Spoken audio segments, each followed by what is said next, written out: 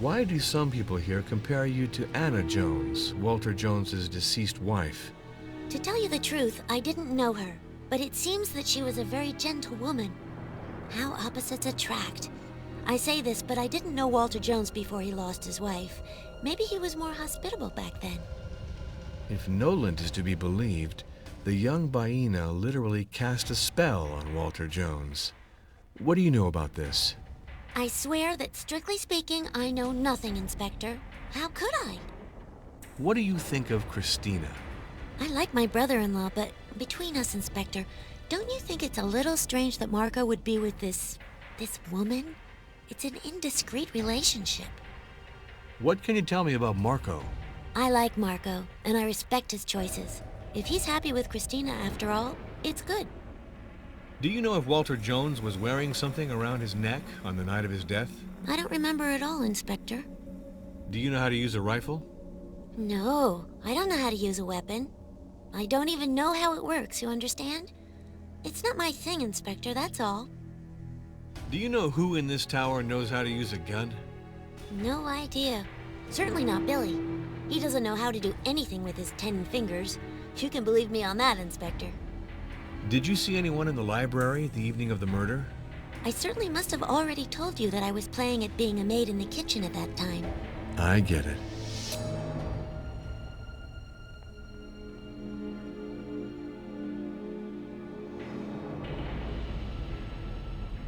I must take your fingerprints for the investigation. You want my fingerprints, Jack? It's amusing, but it's also very messy, Jack.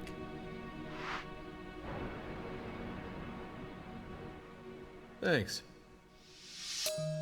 At present, no more laughing. I am the representative of judicial authority on this island, and I have a murder on my hands. What did Walter Jones tell you regarding his estate? Marco doesn't tell me everything, you know. He still keeps some small secrets from me. The autopsy is categorical. Walter Jones died from a bullet wound in his back, and not as a result of his fall from the Tortoise Belvedere.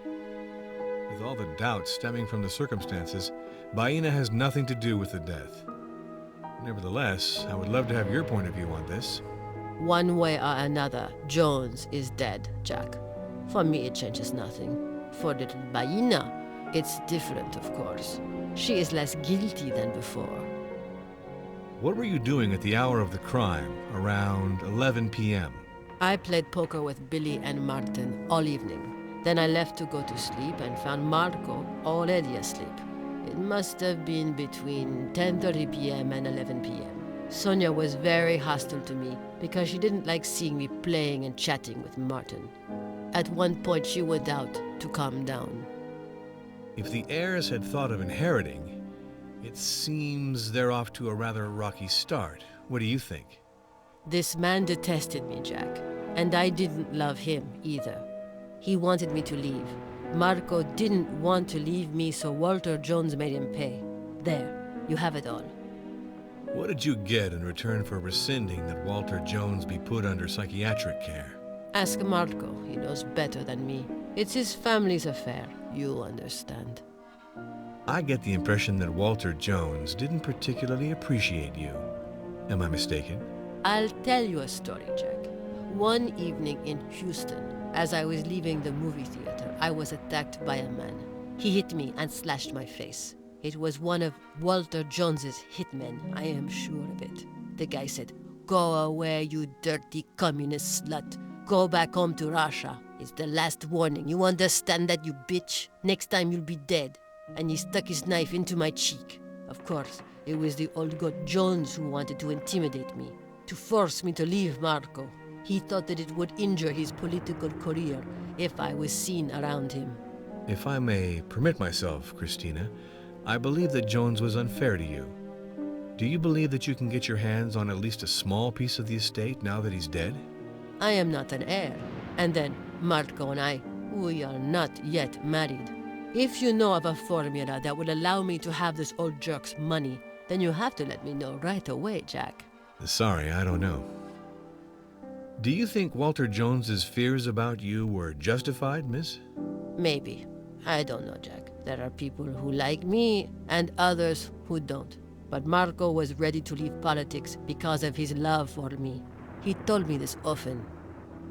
Christina, this page from Jones's diary about the assault on you seems totally like a confession to me. What do you think?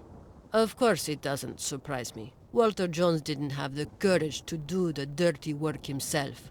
I was beaten and given a death threat by a hired hand because the son of a bitch wanted to force me to leave Marco because he's a Republican candidate and I wasn't a woman suited to a future senator. Jack, life was not always easy for me. When I lived in Russia, it was sometimes really hard. So it doesn't really frighten me to have the blade of a knife pointed at me, understand? I would have loved to kill this pig of a Jones myself. Yes, I regret it. Did Walter Jones wear this chain around his neck? I don't know, Jack. Really. In our times, it's wise to go out with men who use precaution. Who is the last man who had the honor of using this prophylactic in the tower? It's my private life, Jack. And moreover, condoms are not a misdemeanor, I think. Quite to the contrary. You don't seem to be very welcome in the Jones family, Christina. They all think that you're a gold digger. I doubt it. For them, a girl from Eastern Europe is necessarily a slut. What do you want me to do, Jack? Sonia said that you are a tease. Sonia thinks that I want to steal her husband. But it is he who sweet-talks me, Jack. I'm not to blame. Do you know if Walter Jones was wearing something around his neck on the night of his death? I don't know, Jack. Do you know how to use a rifle? No, of course not. I don't like all this stuff, Jack. Do you know who in this tower knows how to use a gun? No, I can't help you, Jack. Did you see anyone in the library the evening of the murder? Oh, Jack. Marco and I were very busy. You understand what I'm trying to say, don't you? Our room doesn't have a view on the library, so in any case, we would not have noticed anyone there. Okay.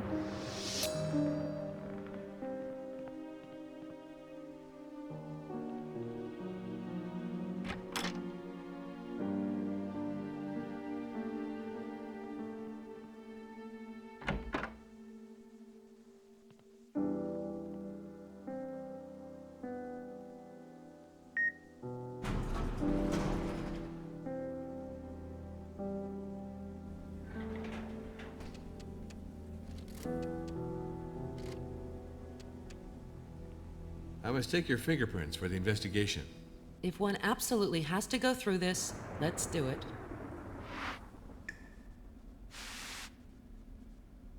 Thanks. I'm hoping to ask you some questions. What did Walter Jones tell you regarding his estate? My grandfather brought us together to tell us about his will. He told us that we, my brothers and I, were his heirs. It might be true, but it doesn't change my feelings for him in any way. You can't buy me, Mr. Norm. Tell me what this object was doing in your suite. Okay, Mr. Norm, I'll tell you everything. Around 11:30 p.m., Billy and I went down to go in search of our grandfather. We headed toward the elevator, and who did we see coming looking appalling, dirty, and soaked from head to toe? Herbert de Noland in person. He furtively took the elevator. The indicator light told us that he stopped at the floor where my grandfather's apartment was. I told Billy I found this odd. So we took the elevator and followed Noland. When we got off, we followed his muddy tracks all the way to my grandfather's room, where we found the jerk rummaging through grandfather's safe. He was examining objects of the marriage ceremony that my batty grandfather had wanted to celebrate with that little slut of the island. Indeed, at that moment, I didn't yet know what Noland had in his hands, but I pounced on him for an explanation, as you might suspect, Inspector. And he launched into smoky explanations while wriggling around like someone who was far from having a clean conscience. With all I saw, I didn't hesitate for a second, Mr. Norm. I tore the items that belonged to my grandfather from Noland's hands, and I cleared out with Billy. Billy doesn't always have a clear head, especially after a certain point in the day, so I hid these items in my own things. I was sure that they would be safe there. The speech suggests the existence of a note explaining how access to the chapel was possible. You haven't put it aside by chance, have you? An explanatory note explaining how to access the chapel, really? I don't remember it. Don't look at me like that, Mr. Norm. Well, it's true that I found a vague drawing for opening the altar of the chapel. A drawing that I hastened to destroy, as you can well imagine. With such a document, Baina would have opened the altar. She would have recovered her repugnant marriage act, which deprived us of our inheritance. That's all that could be missing, that I myself helped this little slut from the island to cheat us. I heard that there's a chapel somewhere. Do you know where it is? I have absolutely no idea. I know about its existence only since I read my grandfather's awful speech. What do these inscriptions mean? You're lucky, Mr. Norm. I have a doctorate in archaeology, and as it turns out, I'm pretty interested in this region and its culture. My grandfather suggested I study the dialect of the archipelago, and in particular, the Maledivian of Segura. Let's see, Inspector. This tortoise that you are holding is a ritual object that recalls the customary law, and that holds wedding rings. The inscription that is marked is literally translated as, "The earth, the fruits, and all the island holds on its back belong to the first tribe and to all its children." This clearly shows that foreigners cannot possess anything on the island. This includes the house that they had intended to construct. Nothing can belong to them on this island. I will translate the remainder for you. To unite with a son or a daughter of the first tribe, the foreigner will give all that he or she possesses. That which is given to Segura is never taken back. This is very clear, Inspector. All the primitive matrimonial and patrimonial rights of the islands are summarized here. You undoubtedly noticed that my grandfather had another ritual inscription translated in his marriage speech. This inscription lays out what is legally entailed by a marriage between a foreigner and a native of the island. It's an incredible mechanism of exploitation. You give everything to the girl from the corner who you marry, and too bad for the heirs. This tribal skullduggery almost wiped out our most legitimate rights, Mr. Norm. All this is very instructive.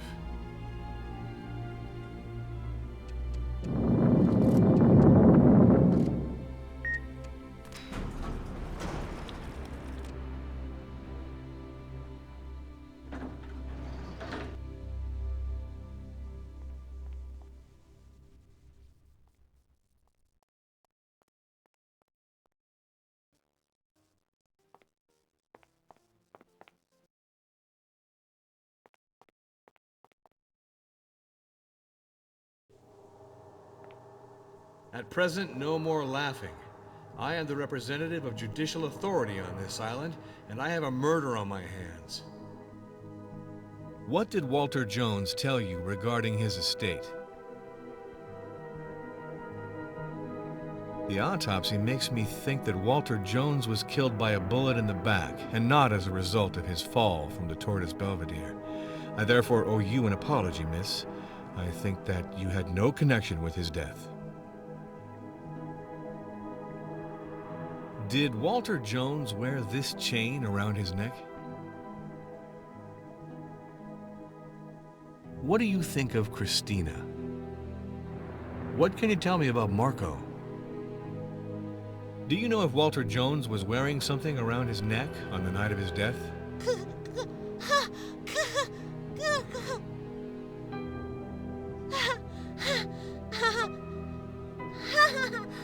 I thank you for your help.